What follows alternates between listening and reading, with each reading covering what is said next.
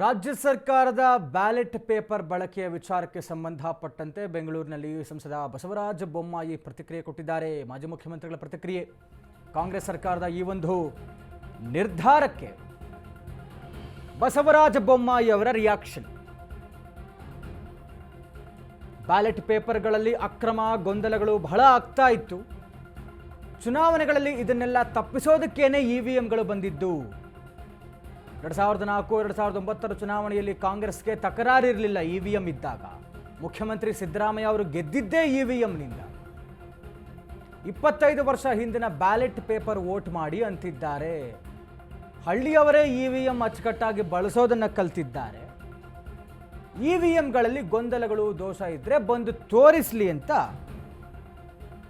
ಮತ್ತೆ ಏನಾದ್ರು ದಾಖಲೆ ಇದ್ರೆ ಕೊಡಿ ಅಂತ, ನಿಮಗೆ ಇವಿಎಂಗಳ ಮೇಲೆ ನಂಬಿಕೆ ಇಲ್ಲದಿದ್ದರೆ ರಾಜೀನಾಮೆ ಕೊಡಿ ಅಂತ ಚಾಲೆಂಜ್ ಮಾಡಿದ್ದಾರೆ. ಸಿಎಂ ಅನುಭವದ ಮೇಲೆ ಬ್ಯಾಲೆಟ್ ತರ್ತಿದ್ದೇವೆ ಅಂತಿದ್ದಾರೆ.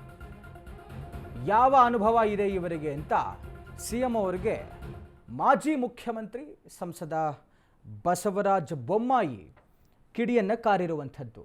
ಇವರು ಹೇಳ್ತಾ ಇರುವಂಥದ್ದು ಇದೊಂದು ರೀತಿ ಹಿಂದಿನ ಕಾಲಕ್ಕೆ ಸರಿದಾಗಾಯಿತು.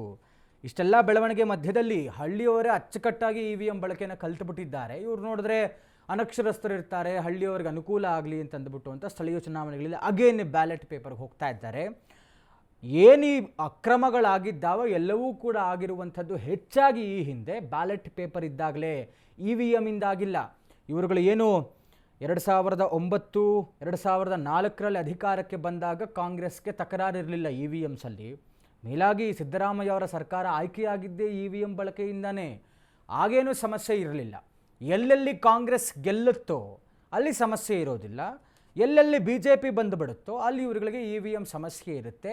ಇಫ್ ಇನ್ ಕೇಸ್ ಇವರಿಗೆ ಏನಾದರೂ ಇವಿಎಮ್ಮಲ್ಲಿ ದೋಷ ಇದ್ದರೆ ಇವರ ಹತ್ರ ದಾಖಲೆ ಇದ್ದರೆ ಬಂದು ಕೊಡಲಿ, ಯಾಕೆ ಕೊಡದೆ ಸುಮ್ಮನೆ ಮಾತಾಡ್ತೀರಾ, ಆರೋಪವನ್ನು ಮಾಡ್ತೀರಾ ಅನ್ನುವಂಥ ರೀತಿಯಲ್ಲಿ ಬಸವರಾಜ ಬೊಮ್ಮಾಯಿ ಅವರು ಮುಖ್ಯಮಂತ್ರಿಗಳಿಗೆ ಪ್ರಶ್ನೆಯನ್ನು ಮಾಡಿದ್ದಾರೆ. ನಿಮಗೆ ಇವಿಎಂಸ್ ಮೇಲೆ ಡೌಟ್ ಇದ್ದರೆ ರಾಜೀನಾಮೆ ಕೊಟ್ಟುಬಿಡಿ ಅಂತ ಕಿಡಿಯನ್ನು ಕಾರಿದ್ದಾರೆ ಈ ರಾಜ್ಯ ಸರ್ಕಾರದ ನಿರ್ಧಾರಕ್ಕೆ.